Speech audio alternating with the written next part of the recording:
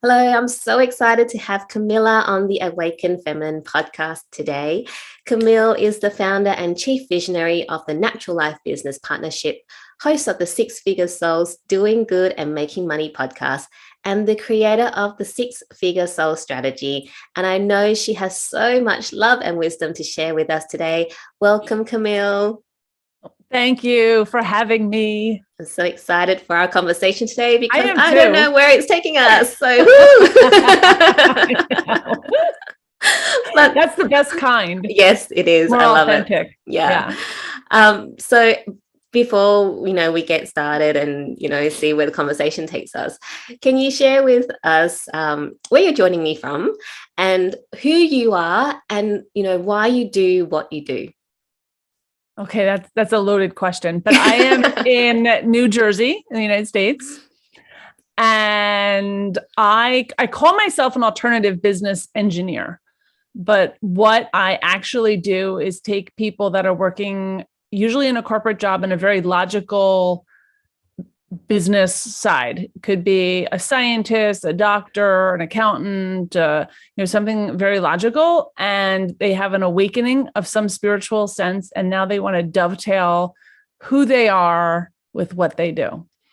And my background is all in strategic management for nonprofits. So I kind of came up through those ranks and just saw that there was this very special person who's kind of, I say hiding, right? Yeah. Hiding as they go through their spiritual awakening and kind of saying, what am I doing right now? Like, this doesn't make my heart sing. How do I do something that really impacts the world and shows my soul? But I'm trained in what I'm trained in. So how do I do it both? And I wanted to kind of help those people, but also bring them together to know that they're not alone. Yeah. And there's this really, really safe space of professionals that do gather and create these new lives this way.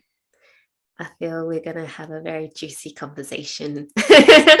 But before we get into that, because I've got a few questions popping up already.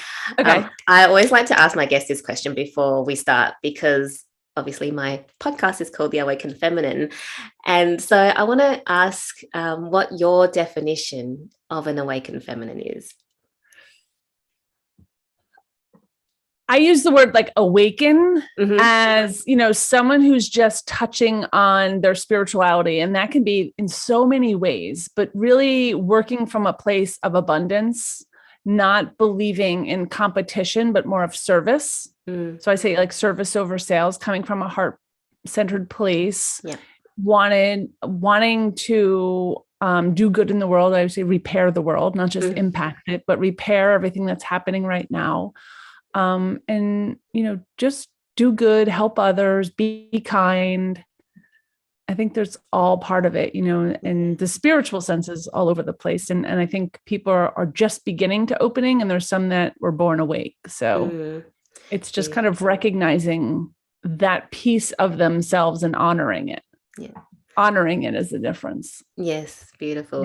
Yeah. Because I can say that for me personally, I never honored that side of me because it's not acceptable really in society to kind of honor it, because we're all brought up to be logical and just go and not have that in that side of us be accepted really. Well, I think there's like this one, I think there's an evolution of the entrepreneur happening, but there's this kind of feeling of what a professional should be, and people walk these two lives hiding this piece of them, right? And how they dress, how they look, how they show up. I think 2020 kind of broke that down though, because now we're on Zoom and there's cats walking through and kids screaming in the background, and we're becoming that more authentic person. So there's definitely awakening happening, and absolutely a paradigm shift if people choose to go in that direction. Definitely. I was definitely a spiritual closet in the spiritual closet. And, before 2020, I think I was having this awakening, and I wasn't quite sure what was happening. But then when 2020 hit, and I mean, even before all this stuff happened, it was like when 2020 hit, it was like, whew, okay, yeah, what happened? You know, so that's really awesome. Actually, I want to ask you, you were just saying that some people are born awake and some people aren't. I just want to ask you, were you born awake, or did you have to go through this journey to find, you know, to go through this awakening? Yeah. So I was absolutely born awake. Oh. But I don't think I fully embraced, well, I absolutely was born awake and always knew that I walked to a different drum beat.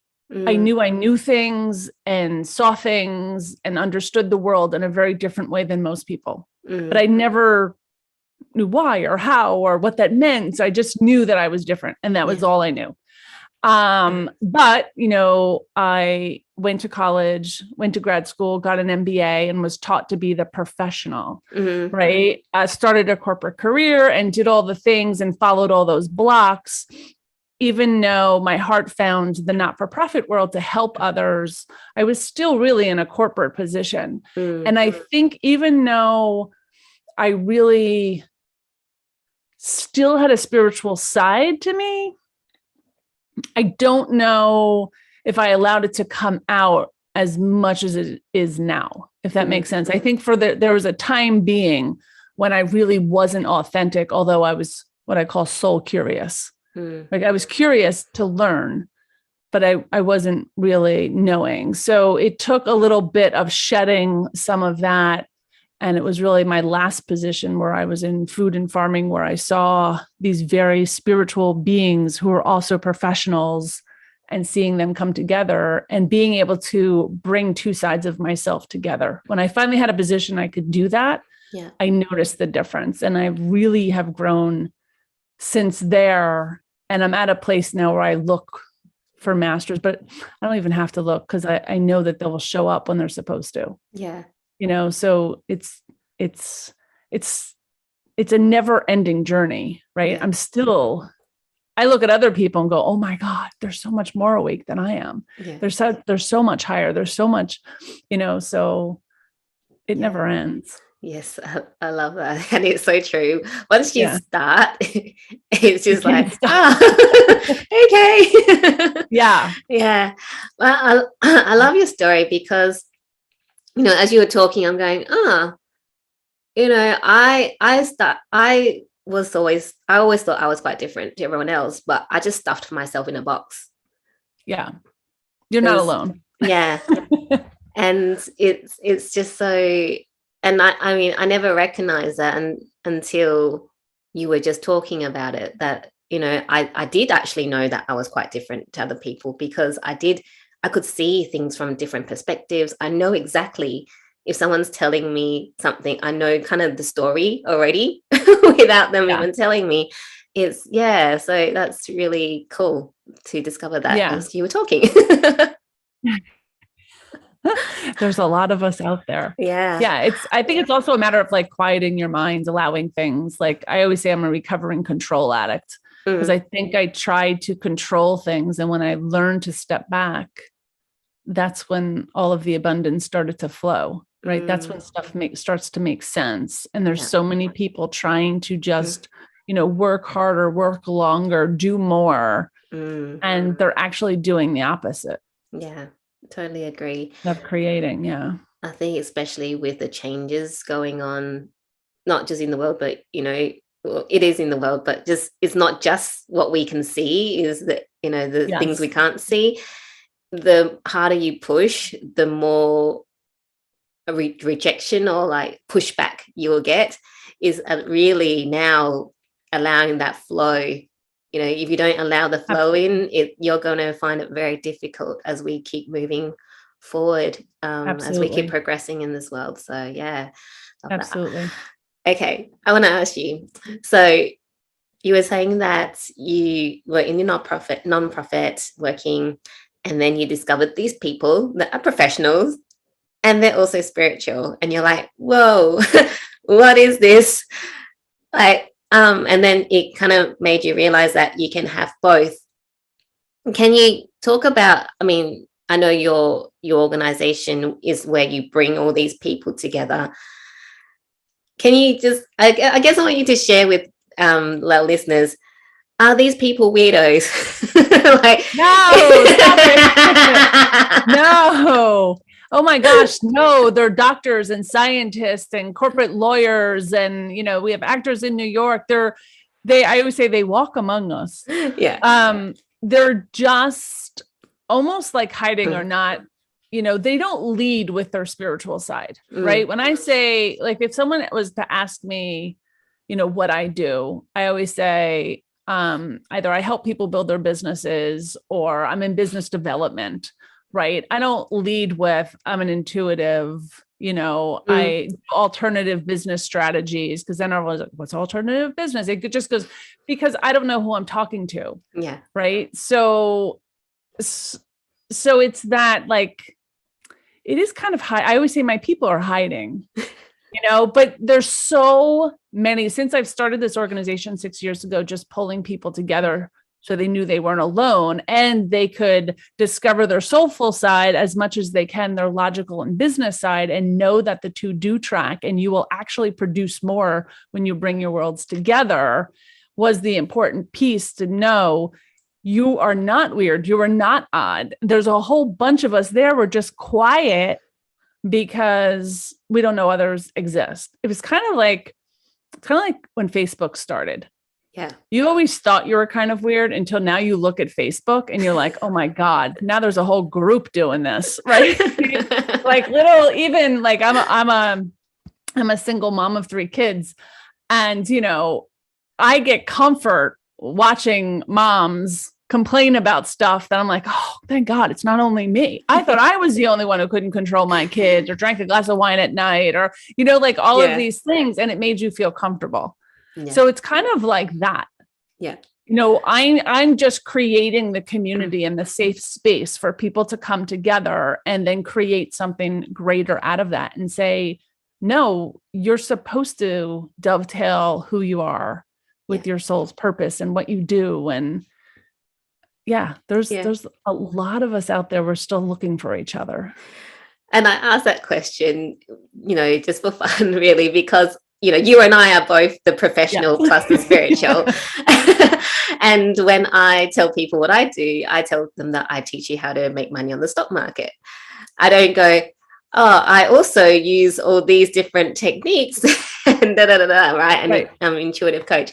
So I asked that because, well, maybe we are weirdos, but we think we're normal in our little world. But, well, you know, this is my tagline. This is what I say. It took like a branding expert to help me with all of this, but I was trying to explain to her actually the difference. And I'm like, here's the difference. We live in a higher vibration. We do different business differently. And we're here to repair the world. Yeah. That's it. Yeah. That's who we are. And, you know, we're all of the professions you can think of. We're all genders, we're all professions, we're all everything. And I love that because as I'm going through my journey, when I came out of the spiritual closet, I had people. I love that. Because I used to be a pharmacist. I used to work in the hospital. Very, very logical, very scientific, check all the boxes, be like everyone else, you know, follow the rules, etc. And when I came out, I actually had people that were watching me and I didn't actually know them personally. And they were also in pharmacy go, oh, wow, you know, what you're doing is awesome. I'm also really spiritual, but I don't tell anyone. Yes. That's it. And it was like I gave them people. I gave them permission to come out and go, hey, you know, I'm too, and I connect with spirit and it's okay. I'm a normal person. I have a profession, but I also connect with spirit, and bringing them two together is just magical because you're your whole person again. You're not just this part. You're, you know, your soul, your everything together. Yeah. You always are that whole person. You just hide. Yeah. You just kind of ignored it until you feel comfortable telling people. Yeah. Right. So by hiding a piece of it, it's actually more work to hide the piece of it than to just be all out. Literally, I just put intuitive on my business in my profile, I would say like a month ago. Yeah. Right. I was hiding it too. Yeah. So, and I was just like, you know what? I gotta, walk the walk, walk my talk, right? And just be like, okay, I don't care who I turn off, because I'm going to turn on the right people. I am going to attract the right people who get who I am and what I do. Yeah. So it's kind of cool. Yeah, I totally agree, because if you don't put your intuitive in, and then you have someone who isn't really awakened, or that side of them hasn't gone, hello, I'm here, they will freak the fuck out. Yes. Right. Yeah. And I've learned in my private practice that if they don't have that spiritual side, I'm not ridding them of their disbelief. So I work with people to get rid of their limiting beliefs around what they can't do. Oh, I can't do that. I can't tell people that. I can't use that word. I can't produce money. All of the imposter syndromes and self-worth that come up in any entrepreneurship, but even more so in a spiritual way, because we have the entrepreneur, and then we have the whole spiritual side that we're trying to put together. Right. And just say, yeah, you can. You can do this. And I think that's the biggest part of all of this, is just getting people to say, we're all out there. There's a whole bunch of us out there, and it's totally okay. And you're going to be so much more abundant when you accept it. Yeah. I want to ask you, because you're in this group where you create this safe space for these professionals who are, some of them are just awakening, to come together so that, they can go, oh, I've got my people and I can actually speak about this stuff. For people that are listening right now who are, in their little closet, they're hiding, but they're not quite sure. Can you maybe give a little outline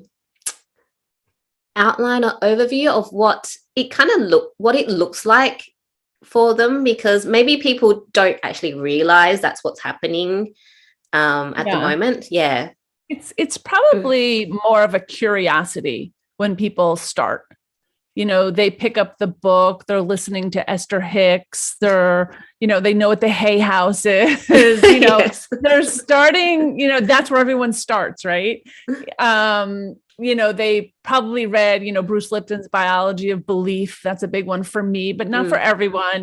There's like certain books and things that we do when we start our journey, and it's all great. Untethered Soul, another great book that a lot of people, I remember someone telling me about it. I read it and I was like, oh my gosh, So that's part of the curiosity stage. I want to learn a little more, believe a little more. Some people stop after that curiosity stage and they decide not to go any further, and that's okay too. Or something happens in their life and it changes. So we tend to attract people that aren't only soul curious, but they believe, or they're exploring alternative medicine, alternative healing. They might go to an acupuncturist for the first time, or try a new herb, or that's the kind of curiosity. And I always say, and it was the same thing because I was in the organic food system. Once you dip your toe, you start to feel so good that you're going for that swim. Yeah. Right. It's kind of like go into the pool and like, I'm going to go to the first step. I'm going to go down the second step. And then like you're in 3 feet of water. And then you're like, well, I wonder what the deep end's like, so you're kind of going into that swimming pool, but you're also being supportive, or after a while, you'll probably mention it to someone. In the beginning, most people do not mention it to anybody. They're exploring on their own. They're watching YouTube in the middle of the night. They're reading a book or two. And they're really not in the mindset that they can dovetail whatever they do in life, whatever that profession is, that they're not there yet. I do find that some people have side businesses that they're very quiet about. I was just talking to another scientist about this, and they have a side business, and I'm like, seriously? And sometimes it has nothing to do with their current profession. Yeah. Right. They went through a health scare, or Western medicine could no longer help them. So they started to go down this path of exploring what might help. right? So people are brought to this point, this fork in the road at various different times in their lives. And it's, which way are you going? Are you going to go the path that's always taken, or are you going to go this alternative path and, find other people like you in your community? So it's just little baby steps. And our community is people that are just curious, and once in a while I'll get a call and just say, I don't know if I'm spiritual enough. And I'm like, there's no enough. I love that. I love that. And I say that too. I was like, I don't know half as much as the people in this group, but we have a micro community called Soul Curiosity, and it's open to, our members that they can come in and learn a little more. Yeah. And if they have a question, there's someone who's going to help them in the most loving and supportive way. Yeah. So it's really just a believing in abundance. And I'm a big believer, business-wise, professionally-wise, that you are the differentiator in your business. Yeah. So there is no competition. There's enough work for all of us. And if you're coming to a space and just feel like, wow, I just want to be in a community, that's recognizing that difference. That's one of our things. Yeah. I love that. Not spiritual enough, because I think that's the first question you ask when you kind of want to join into a more spiritual community, and you're like, will I fit in? But you'll find that when you do open up, because people have been where you are, they just welcome you with open arms, because they've been there and understand how hard it was to even have that mind switch to be okay with accepting the spiritual side of themselves. Yeah. Yeah. And, I remember in the first years having this discussion of someone brought up, I don't think I'm, as spiritual as some of the other people. I was like, I got news for you. I'm not either. Like, I'm learning as I go. Yeah. So it just has to be a curiosity, but we're not woo-woo too. And I think that's the most important part. We're not going deep down. We don't use the word witch. We don't there's a lot of words we don't use too. Woo-woo being one of them. Yeah. And magic. And so we try to stay away, and we say we embrace both science and soul. Most of our people are scientists, are coming from a logical place. Right. And that's where we are. That's why we're a professional community. Yeah. We don't want that stigma attached to us. So we're very careful, but everyone in there is also very careful. You know what I mean? Not in a bad way, like we're hiding it. Yeah. But I think we hold ourselves to the professional first. And we also happen to be spiritual. So we talk about our profit and loss statements and cash flow and getting clients, but we might say we do it with law of attraction and understanding abundance, so we talk about business, but we talk about it a little differently, if that makes sense. But it's still about, leading people from the heart when we talk about leadership in our leadership classes so it's still professional. It just has this underpinning, this lining, this spiritual lining to it. Well, it's universal law, isn't it? Like law of attraction. Even if you don't believe, or if you haven't even opened up to the idea of spirituality, when you think about everything that you think about, you seem to just attract, the positive person seems to just attract all the positive stuff. And if you're the negative person, for some reason, you always have bad luck. Well, that's the law of attraction. And it's not even something that you can say doesn't exist, because you can see it very clearly around you. Exists. Yeah. There's no running away from it. Yeah. Absolutely. Yeah. And, I really love what you're doing, because I find, as we're finding more and more people leading with their heart, like you say, it helps to repair the world, because having worked in corporate, I worked in a hospital, and there's all these different layers of management. You just watch these people that don't lead with their heart, and what happens to the system. It's just so evident. And then when you have someone that comes in with heart, they somehow just just get knocked out. And it's like, why, what is happening? So it's being, seeing these professionals kind of wake up and hoping to see more people wake up in those systems to lead the organization into a heart-led organization, so that not only the employees but also the patients, or whatever profession, the clients also benefit from it, because you come from such a different place when you come from your heart, and abundance is, that abundance that comes with it, really changes lives. Absolutely. Yeah. And we've been asked recently, and we will find space for it in 2022, of people that are leading in corporate that want to lead differently. Right. And we're kind of calling it our next level leadership.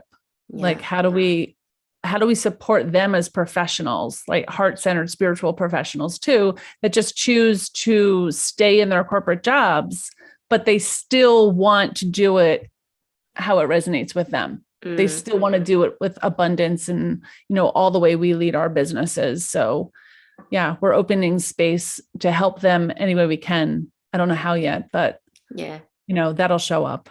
That's awesome. And I know you have, your membership spans worldwide. Do you find any difference between different parts of the world, or do you see the same stories and the same issues playing out as people are awakening or in their particular professions? Yeah. So that was the most interesting part that 2020 taught me. When I got to jump on, Zooms with people all over the world and realize, wow, we are so alike. We're more alike than we are different, which was more of a factor for me to convince me to move forward, because I felt, oh my God, the only way we're uniting as nations is through the small businesses and the people that are taking the time to understand each other and get to know and work together. So the cool thing is that we're seeing all these alliances and bigger discussions. So when we have a micro community, we have one called Food is Medicine, and it's run by a culinary chef in Pennsylvania, USA, and a biodynamic farmer and RN in Vancouver, Canada. Yeah. Two opposite, same continent, but different countries, different laws, different sides of the continent. And it's so interesting because we get to have bigger conversations. What foods are allowed there? What medicines are allowed there? I've learned a lot about different healthcare systems, what works and doesn't work. And it seems like a lot doesn't work in a lot of countries, which we didn't know, and having those bigger conversations are phenomenal, but I do find that we're more alike. And I think by coming together, we respect each other more. We have the courage to stand up and say, how can we make a difference? And I would love eventually to get into some type of worldwide policy. I don't know what that would ever look like, but I'd be the first one on the board, to say, how do we come together? How do we do better? But the only way we can do it is for all of us to come together and start having those conversations. Yeah, I love that. And I love that we are so, with what you do, finding out that everyone is so alike. That there is no separation. It's just, by laws and stuff like that. But, in terms of the individual, what we're going through, what we experience, and, how we see the world is through this heart-led soul. Yeah. Yes. Yeah. And stories that were told in our own countries about other countries, or, like, oh my gosh, I thought this happened in your country. They're like, yeah, not really. Right. And it's so cool. Like, I love it. And the one thing, at least for me being an American, we don't travel. We travel for vacation, but we don't travel in life. We don't country bounce. And I find that I follow a lot of nomads now because I'm so intrigued by the lifestyle. So intrigued. And I was on a call yesterday. I don't even know I think I was the only American. Yeah. It was actually a podcast but a whole bunch of us came together for 100th anniversary. Actually, no, there was one other American on it, and just saying, hey, we should all meet in Bali, or we should all go to Asia, or we should. And I'm like, this is wild. This wouldn't have happened a year ago for us all to meet and just go, what country should we go to? Yeah. You know, it's so amazing. But I've learned, you know, other lifestyles and, you know, what it's like.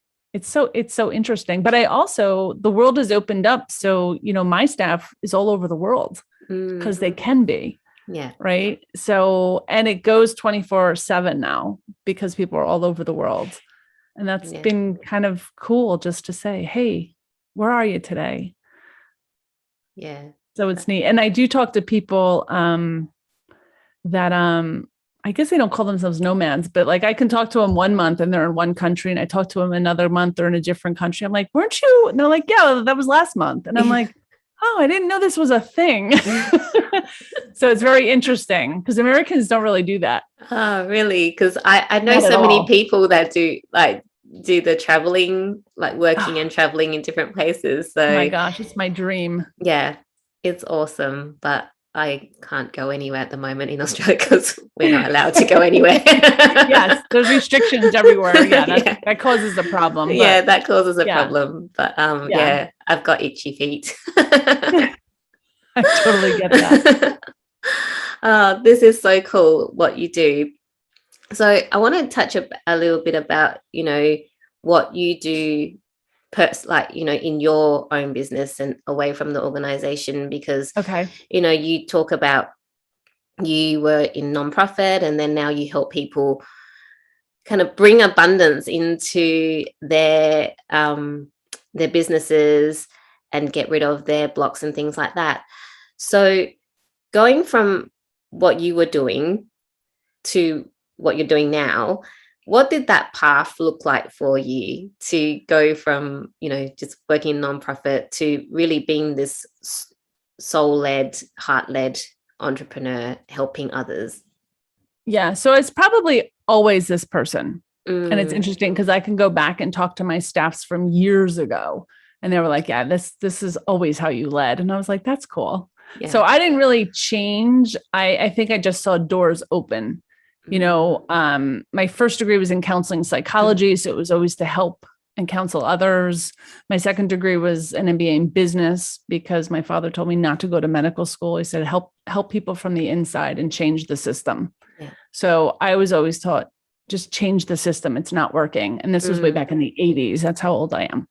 So, and when I was in the last nonprofit, I was in organic farming. That was part of it. And that's what put me in touch with the spiritual people, right? The people that ate healthy. And then I saw health and wellness and scientists and alternative medicine and all of that start to come together. And in 2014, I think it was, I started working on my doctorate in natural health science. So then by the time that job ended in 2015, it was defunded. I was like, okay, I'm pretty old now. It's going to be a lot harder for me to keep getting jobs. And I could have went back and worked in a hospital or a university, but it no longer, like after coming out of that world, there was no way I was going back to a high pressure corporate job. Yeah. I didn't care what they paid me. So I started to look for people that were like me. And this is how it started as a grassroots, like I'm just looking for people like me, and it ended up being this global community. But in my doctorate work, I kept coming across this word called PSYCH-K, which is an energy psychology, but I didn't know what it was. And I ended up, long story short, finding out what it was, going to a training, and I felt like I was handed a magic wand, and it was really to help people with subconscious blocks to clear it out. So adding this to my business strategy was phenomenal because I had no other way other than talking to people to get that to move. And now I had a strategy that I could move it for them pretty quickly. And although I really had no intentions of doing private coaching work, people kept asking me. And then during 2020, my phone was just ringing. So I was like, I guess this is the universe like knocking. So I started helping people with PSYCH-K, and I kind of dovetailed it with people that are reinventing themselves, because everyone was losing their jobs or they were home for the first time, just saying, what next? What do I do? If I'm called back, do I want to go back? Yeah. You know, and I felt like, okay, this was created for me, right? Let me help people kind of reinvent themselves. This is my lane. This is what I did.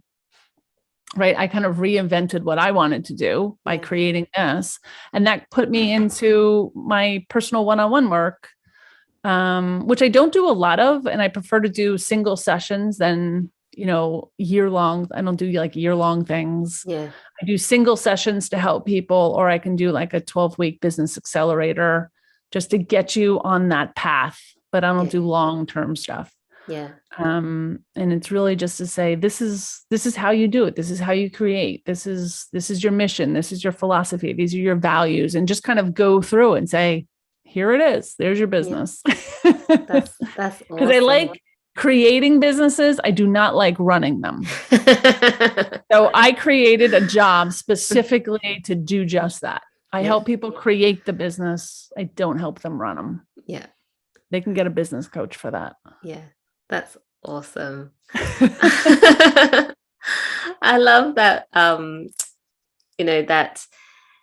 when you do answer the calls from the universe and listen to your heart and, incorporate all your logical side and your illogical side, things just happen and things just flow, and you can just create it like that and it all works. I love that. Yeah. Yeah. It does. Yeah. I mean, there was blocks. It happened to me about, I would say like 2 weeks ago. 2 weeks ago, I went through a little block because my coach was telling me, go back to one-on-one. Let's build this up, because I'm trying to separate a little bit from the organization that I love running. Yeah. But I feel like I've created it, right? Don't want to run it. Yeah. And she's like, build this up. And I was like, working with clients, and all of a sudden I was like, this does not feel good. And what it was is because I was creating a practice again with like, do I do a 6-month package? Do I do a year package? And I had so much resistance because I don't want to do that. Right. And it took like 2 or 3 days and some moon intention ceremonies to just go, okay, I know what I did. Yeah. I went into totally what I don't want to do. Yeah. And just thinking about it blocked it for me. Yeah. So as soon as I lifted it and said, I don't do that. That's not what I do. I create businesses. I don't run them. Yeah. It just brought it all back again. And then people started signing up, and I'm like, okay, 1 session is good. I can clear you. I love what you do to get rid of the block. Some moon ceremony as well as my, my PSYCH-K and the logical stuff, but the moon as well. I love that. Yep. Set new intentions on the full moon. I was good. And why not? Right? Why not? I've just loved our conversation today, but I am mindful of the time. But I want to ask you before you wrap up, because, for me, self-love was the biggest part of my journey. So I want to ask you, as someone that, has gone through so much in your life, and, coming from like such a, heart-led place, what does self-love mean to you if I ask you that question? You can only attract who you are, right? So when you love yourself, especially in relationships, and people are like, oh, I can't date. And I went through this too. So totally looking in the mirror here. Yeah. You attract exactly where you are in life, right? You can only attract you. Your energy matches. So when you love yourself and love what you do and stay in your lane of joy, that's the only thing you can attract. And that's in a partner, that's in a client, that's in a business, whatever that is for you. If you are not aligned and happy with who you are, you're going to get someone who's not happy with who they are. or a client that does not fit you, or a partner that's not so matching, or that's what it is. When you can look in the mirror and just be like, I got this, because only good things happen to me. That's what will happen to you. You have to come to a place when you just love yourself and your situation. And if you feel at any time you don't love it, you have to course correct. You have to fix that. Yeah. Sometimes it's just a small tweak. Most of the time it's just mindset. Yeah. Right. Your circumstances don't change. Right. You can have an empty bank account and just be fully stressed. And we've all been there, that we're just like, oh my God, how am I paying the mortgage this month, or rents, or whatever it is for you, or, putting a holiday dinner on the table. And just shifting your mindset. And I'm not saying it's easy, but shifting your mindset to see what you're receiving. All of my family's coming. I'm so lucky to be warm. I have clothes on my back. I have a bed to sleep in. I have enough food, right? Even if we're eating Ritz crackers, and just being mindful of the good things, more good things come to you. Yeah. Even when that bank account's still empty, when you come from a place of love and receiving. And that's not to say that we don't all slip. I slip too. And I have to remind myself. And for me, I know that I need to go out in nature. I need to take a walk. I need to get out of my surroundings. So when things are not going well in my business, I actually don't work. I stop. Yeah. Yeah. I totally agree. It's having that awareness as well, which is a muscle really to build, because most people don't have awareness, and that's why they have to go down that spiral of, and then they stay there or go deeper and deeper into this big massive hole that they can't dig themselves out of. Absolutely. Yeah. So I love that, and bringing gratitude in. Yeah, I was going to say forgiveness too. Right? Yeah. You work with people and money, like when people are in debt, or they get to themselves in a bad place, or a business fails, or they put out a program and no one buys it, to just forgive that choice you made, bad partner, marriage didn't work, whatever. It was just forgive yourself. Because when you forgive yourself, that's a form of self-love. Yes. To forgive, because otherwise you're just attracting people with those same problems. Yes. And anger issues, by the way. Is that coming from experience? Your divorce? Yeah. You're angry about your divorce. You're going to attract someone who's very angry about their divorce. Yeah. That's, forgiveness is a big one. Before you can love yourself, you have to forgive yourself. Yeah. Oh, so I agree with that. And I don't think we talk about forgiveness enough as part of self-love. Yeah. And it's forgiving yourself. It's not even forgiving others, which, you need to do that as well, but forgiving yourself first. Yeah. For past choices you made. And that's it. Yeah. Exactly. Yeah. I always say this is a big one for people that are in debt, because there's a lot of people in debt. Either their house, their business, they made a mistake, their credit cards. And I always say, every time you make a payment, think of it as a forgiveness. Like your one step, it's a forgiveness payment. Yeah. Because it'll get that burden off of you. Yeah. Yeah. Yeah. Oh, I love that. Thank you so much. You are welcome. Lastly, before we wrap up, what's setting your soul on fire right now?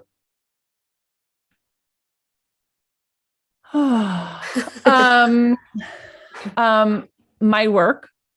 My work always sets myself on fire, but that I feel that I'm connecting with the people that are getting the vision and the dream, and more people are finding the community, right? Because I have a big vision. I have a big vision, and it's always been word of mouth. So connecting with people, even like you, right? Just so I can get it. Yeah. That sets my heart on fire. So I can bring more to the world. Yeah. I'll be joining I just create the community. Yeah. So that's awesome. Thank you so much, Camille, for sharing your love and wisdom with us. It's been such an awesome conversation, and I love what you do and your journey, and everything you've shared with us today. If people want to find out more about you, about work with you, or join your community. Yeah. Where can they go? Where should they go? So the website is thenaturallife.org. And you can find all the information there. There is a tab on coaching and the work that I do. So that's the best way. You can always look on LinkedIn. If you Google Camille L. Miller, I'll probably be the first 3 pages. And NLBP TV is my podcast and all of the work that we do. So any of those avenues would be good. And if someone wants to learn more, they can just reach out. Yep. Awesome. Thank you so much. I'll have all your details and any recommended resources in the show notes so people can reach out to you. Thank you so much once again for your time. Thank you. This was awesome. Yay. I'm so glad. Thank you. Thank you.